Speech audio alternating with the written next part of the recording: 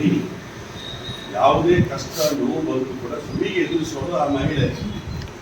ಇವತ್ತು ಆ ಮಹಿಳೆಗೆ ಆರ್ಥಿಕ ಸ್ವಾತಂತ್ರ್ಯ ಕೊಟ್ಟರೆ, ಆರ್ಥಿಕ ಶಕ್ತಿ ಕೊಟ್ಟರೆ ಆ ಮನೆ ಇನ್ನಷ್ಟು ಬೆಳಗ್ತದೆ. ಜಿಲ್ಲಾ ಪಂಚಾಯತ್ ಮತ್ತು ತಾಲೂಕ್ ಪಂಚಾಯತ್ ಏನು ಹಾಕಿಲ್ಲ. ಈಗ ಏನಾಗಿದೆ, ಈಗ ಕೋರ್ಟ್ ಬಂದಿದೆ ಅಲ್ಲ ಮ್ಯಾಟರ್, ಇವಾಗಲೇ ಚುನಾವಣೆ ಮಾಡಲಿಕ್ಕೆ ತಯಾರಿ ನಡೆಸ್ಕೊಂಡಿದ್ದಾರೆ. ಅದರಲ್ಲಿ ಕೆಲವು ಈಗ ಬೆಂಗಳೂರು ಪರಿಸರ ಈಗ 5 BBMPಗಳಾಯಿತು. ಅಂತ ಸಂದರ್ಭದಲ್ಲಿ ಕೆಲವು ವಿಲೇಜಸ್ ಕೂಡ ಸೇರಿಸ್ಕೊಂಡಿದ್ದಾರೆ. ಈಗ ಜಿಲ್ಲಾ ಈಗ ನಮ್ಮಲ್ಲಿ ಕೂಡ ಅದೇ ರೀತಿ ಆಗಿದೆ. ಮಹಾನಗರ ಪಾಲಿಕೆ ಮಾಡಬೇಕು ಅಂತೇಳಿ ಅಕ್ಕಪಕ್ಕದ ವಿಲೇಜ್ಗಳು ಸೇರಿಸ್ಕೊಂಡಿದ್ದಾರೆ. ಅದನ್ನ ಈಗ ಪುನರ್ವಿಂಗಡಣೆ ಮಾಡ್ಕೊಂಡಿದ್ದಾರೆ. ಕಾಂಬ್ಳೆ ಅವರು ಹೇಳ್ತಾ ಇದ್ರು ಅದರ ಪುನರ್ವಿಂಗಡಣಾ ಸಮಿತಿ ಅಧ್ಯಕ್ಷರು ಈ ಪುನರ್ವಿಂಗಡಣೆ ಮಾಡುವಂತ ಅವಶ್ಯಕತೆ ಇದೆ. ಅದಕ್ಕೋಸ್ಕರ ಡಿಲೇ ಆಗಿದೆ.